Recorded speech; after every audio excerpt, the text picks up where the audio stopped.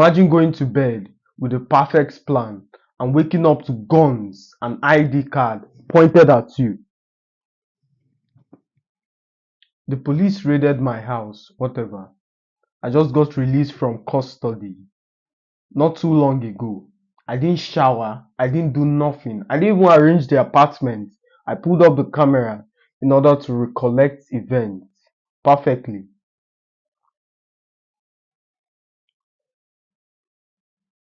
I woke up to an unfamiliar knock. And I say unfamiliar. By now, you should know I'm weird. I analyze people's knocks and every single thing about them, down to the centimeters. First off, I was more uneasy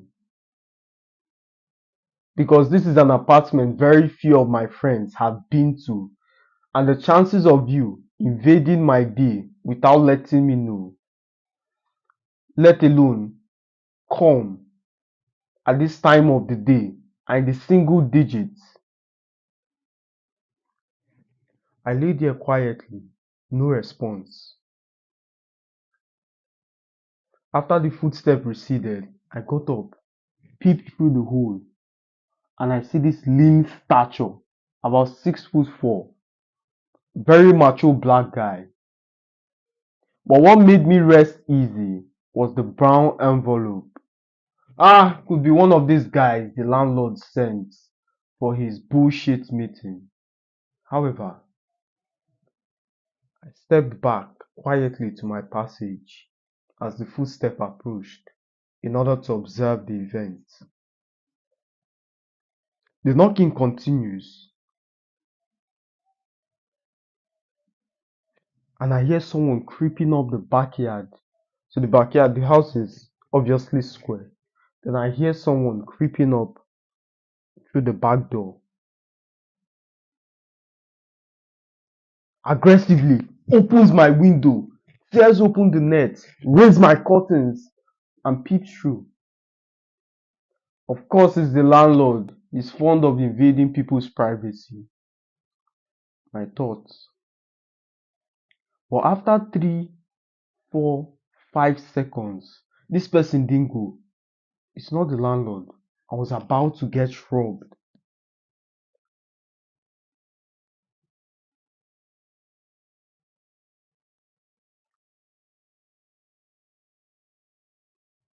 After moments of waiting, in a husky voice, "You are hiding, right?" Then pride sets in. "Who are you?" I step out from the shadows.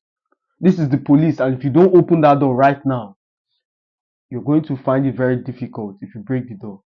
"Oh, thank God it's the police." I reach out to my bottle of water, take a sip, and my phone, dialing the landlord's number. Unlock the door. "This is the police. Here's our warrant." While dialing the landlord, simultaneously glancing through the bullshit contract. And I say it's a bullshit warrant. First off, the month was backdated 23rd of June. The event happened on the 17th of July.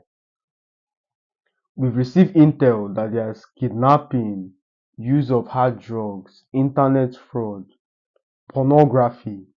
Pornography.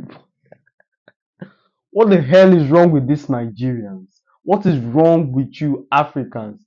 Imagine being convicted for pornographic consumption.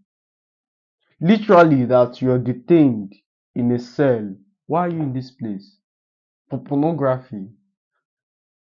Or you go on a job interview. I see you've been convicted. What was your offense?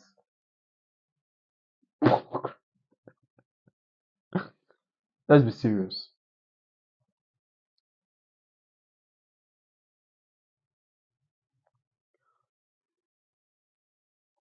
Glancing at the contract, I reached out to my landlord. "Hello, sir. The police are at my door." "I'm not in town. I'm not in town. I traveled." Okay. I end the call.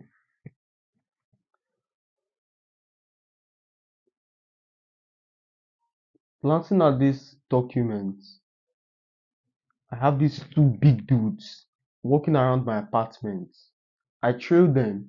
Why are you following us? In order to supervise your conduct. In fact, it's both beneficial to us. Once you find something incriminating, it doesn't put us in a dilemma. This is not mine. This is not yours. So once you find something that actually makes me guilty, you flash the evidence in my presence. Also, some of your corrupt officials are fond of planting things during a raid. So that's not something I want to be part of. Sitting down, my mind was pacing, but I appeared calm. Who did this to me? This is in one of the most remote area. The road is not good for God's sake. I picked out this space particularly for these reasons. So you have to park miles away, then use or walk on feet and trek the remaining distance. You have to walk like miles in order to get to the apartment. I truly believe it was safe for this reason. How wrong was I? Who did this to me? How did these people find this place? I was more concerned about how they got here than the charade and the whole raid. I was more concerned how they found my location. Is it an external entity? Is it one of the individuals in this unit? Is it my neighbors? Is it the landlord? Who could do this and what is the motive? Because instead of blindly accusing people and pointing fingers, the first thing I wanted to analyze is the motive behind the raid. Once you understand the motive, you find the perpetrator.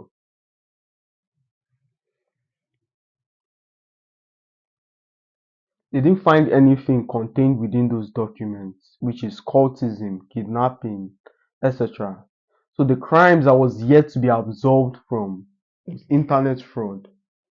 They opened my laptop, grabbed my computer, reached out for my phone. In fact, they took my phone by beguiling me or through deceit. I called the landlord. They requested to speak to him. I knew it was just an excuse to seize my phone. I gave them the phone. They said it no longer belongs to you. Picked up my laptop. I locked the door. So about to go to the other units because it's a 4 unit apartment. It's like an L-shaped building. So an L shape. 2 units here, 2 units here. So the person on this other side of the units, the ladies, they've been gone for months. So instead of pointing fingers, I decided to be very diplomatic about it. Alright, these ladies are not around, leaving just the three of us.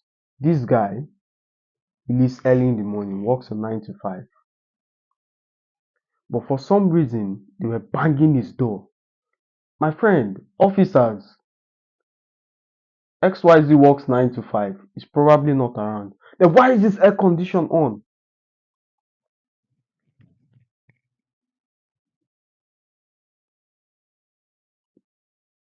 2 units are assigned to 1 meter.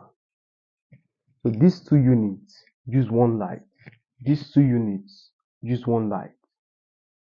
So it's understandable that individuals would leave their appliances on to avoid cheating from the other end. We contributed the same amount. Just because I'm around or just because I'm away doesn't mean I don't get to use what I paid for. That poor mindset. So it's most likely, no, this guy is around, I'm sure. Then I asked a very interesting question. Why don't you check these guys, these other people? Yeah, the ladies whom I said were gone, and nobody responds. Aha, I got them. I asked that question to figure out, to narrow my search. So it's the idea that it happened from externality has been crossed off. Because if it was an external body who relayed that information, first off, let's agree they came here on Intel because that property is very difficult to find. Secondly, they knew exactly where to go. So the external body being the one who extended that invite has been crossed off the list. Someone from within gave them that information, else they wouldn't have, or they would have gone to bang those people's door. Remember at first, once they opened the curtain, from that window view, the apartment was empty. Same with these ladies. Had it been an external invite, they would have repeated that same process on that empty apartment. The search has been narrowed. They take me to the other guy's room. Remember, this room. By now, they busted the guy with a lot of things, a lot of incriminating assets, which I won't make public. Seated on his couch, still trying to analyze and understand the situation. Who did this to us? How can these things be? Furious now, I get up, walk to the landlady's apartment because it's in the same landmass, but not the same building. Same landmass. I walk to her apartment, bang the door furiously. By now, those two officers were intimidated by I, the sun god Ra. Then I go on this massive 2 to 3 minute rant, shouting, why would they do this to us? How can you get someone out of bed? Nothing. Point guns at his face, accuse him for things he didn't do. What kind of country are we in? And I go on this massive rant. By now, that confidence intimidated those officers. They were now on the defensive, and I was count Lustig Victor, one of the greatest conmen in history, understand that once you put a sucker on the defensive, it's done. It becomes more easy to maneuver. He was known for assuming nonchalance and trappings of wealth. His victims would beg to be in this con because of his confidence and the way he carried himself. But back to that story, then the officers begin apologizing. They said, we've spoken to your landlord extensively and he gave us permission to carry out this search. Spoken to the landlord. Alright. I go back to the other apartment. By now, they're talking about detaining us in a station. And we go to the station. But I noticed something. They were taking very unfamiliar route, right, left, busting through unknown corners, busting through unknown roads, unknown terrains. Finally, we arrive at the office. They threaten us, the usual threats. If this is not settled in this office, you would escalate the matter, you would carry it XYZ.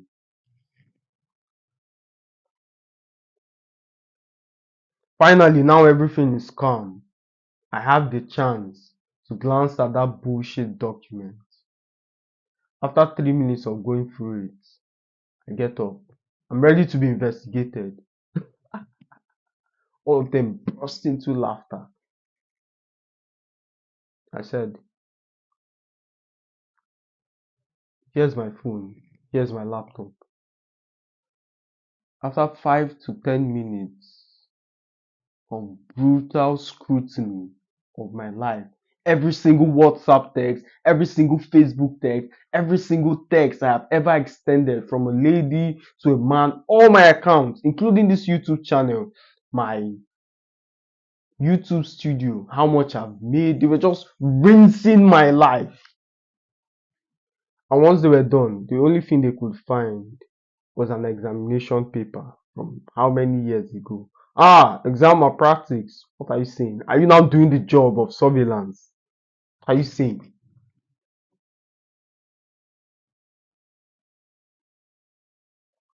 Anyways, I got released. On my way home, still trying to analyze who could do this to us. Very few people know this location, and the kind of individuals in this unit are very busy people. That guy was not around. That guy is a suspect. Is it him? Is it the landlord? Or did the police just find themselves randomly? Did they just find this place randomly?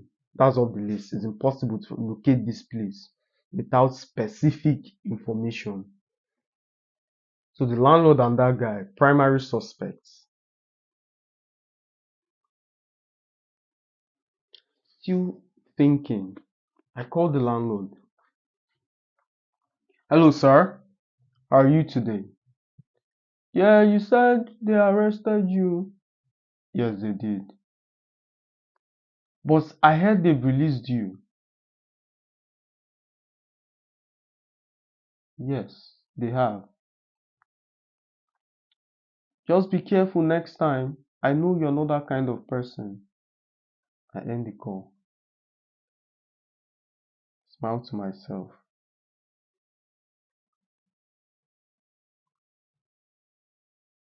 Again, refer back to that initial analogy. In order to find the perpetrator, you must find the motive. Why would he do this? Because of money? No, no. There has to be something more. Then, like a light bulb, it switched on my head. This man has issues with this tenant. This man is known for always trying to be seen as a good man in public. He cares about the opinions of others. He didn't want to evict this tenant forcefully.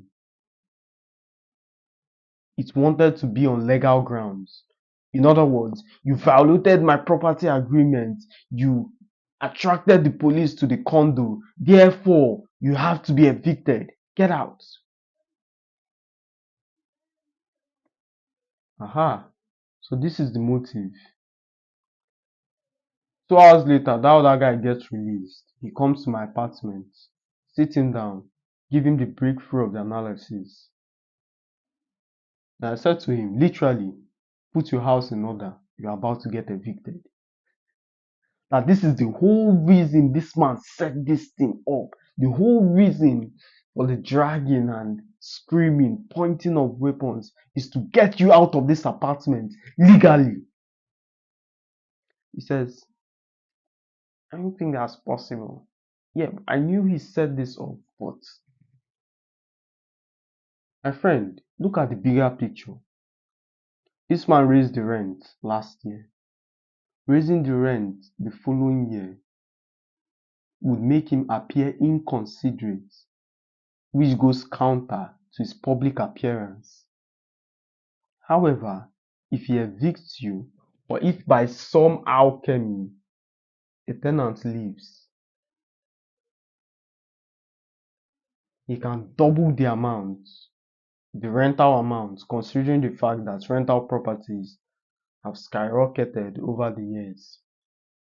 Look at the bigger picture. He set this up. After that, we parted ways, and literally by 10 in the evening, I get a call from the landlord. Hello, Ifeanyi. Good evening. How are you today? Everything is fine. Ah, I heard. What do you mean you heard? What do you mean you heard they arrested you? You fucking set it up. Plus, I told you. By now, I was asking him questions that would upset his strategy. And he said, how did these people find the apartment? I locked the gates. I heard they use true fence. Who told you? Well, starts stuttering at the moment. Then he avoids that question, goes to the matter of the tenant, cuts with a lot of things. Well, this tenant is evil, he's dirty, they cut him with a lot of things, and it goes against my property agreement. If you're the landlord, is he good? Those kind of things. And I asked him a question, how did you know? Well, because he mentioned the exact materials and every single crime he committed. Well, my wife. So is he your wife? Because he was alluding this information to they said. I was trying to get him to give me who said. Is it your wife that said? Well, and they busted. I knew it was him. And he went on to confirm my suspicion further by doing the exact same thing I said he would do, revealing his motive, which is to get me on his side. First of all, reinforcing his good appearance and good nature. Secondly, to evict that guy. I shouldn't have gone to the answer directly. I should have paused the video and give my intelligent audience a chance to work out who did it. But at the end of the day, it's something you desire and detest at the same time. Nobody wants to go into police custody. But if they raid your house and take everybody, drag all your neighbors and leave you, my friend, it's not a miracle. You have to go on a retreat and ask God questions. Why? It's not a miracle. But then, another thing I'm proud of is my ability to bait people. I'm like an artist. I love influencing people's behaviors. I enjoy cause and effect. That I did XYZ. It's most likely XYZ would move in this direction. Like an aristocrat. Emperor Napoleon Bonaparte strategizing and predicting the moves of his enemies. Immediately confirmed my suspicion. I was the happiest. It means I was right. But anyways, overall, it was a very good experience. Taught me a lot of things about myself. For the sake of time, we'll leave it here. As always, pleasure. See you next one.